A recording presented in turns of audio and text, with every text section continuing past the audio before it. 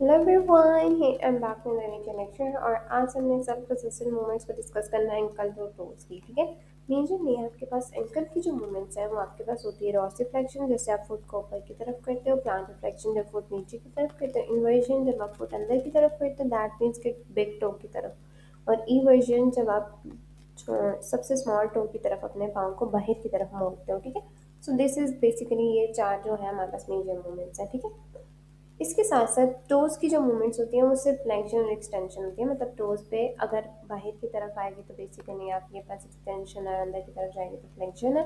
Simple is that. जैसे आपके पास hand की फिंगर्स की मूवमेंट्स होती हैं। ठीक है, सो अब हमारे पास पेशेंट सिंपल इज दैट कि आपके पास जैसे आपको पोजीशन इसकी बनी हुई नजर आ रही है, ऐसे होता है। पेशेंट एक टेबल पे बैठेगा, एक फुट के ऊपर, एक लेग के ऊपर या अपने थाई के ऊपर, दूसरी दूसरी जिस जो इन्वॉल्व जो मेरे बेसिकली जिसका इशू है या जिस पे आपने परफॉर्म करवानी है ना एक्सट्रीमिटी में, उसको उसके ऊपर रख के, ठीक है, इसी पोजीशन में आप रखोगे। अब आप सारी मूवमेंट्स करेंगे जैसे मैंने आपको बताया, dorsiflexion, plantar flexion, inversion, inversion, toe flexion, toe extension. ठीक है, ये सारी मूवमेंट्स आप इस पोजीशन में पेशेंट को गाइड करोगे कि आप इस तरीके से परफॉर्म करो और सारी पोजीशन एट दी एंड आपके पास रिजल्ट आ जाएगा।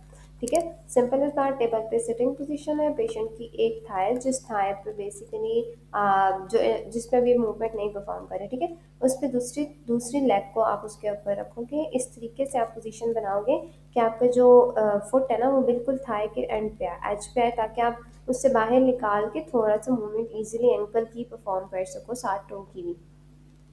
और एट द एंड आप क्या करोगे, फिर फ्लेक्शन कराई, dorsiflexion, plantar flexion, eversion, inversion with the help of your hands. ठीक है, आपने अपने पूरे हाथ की पेशेंट को सिखाना है।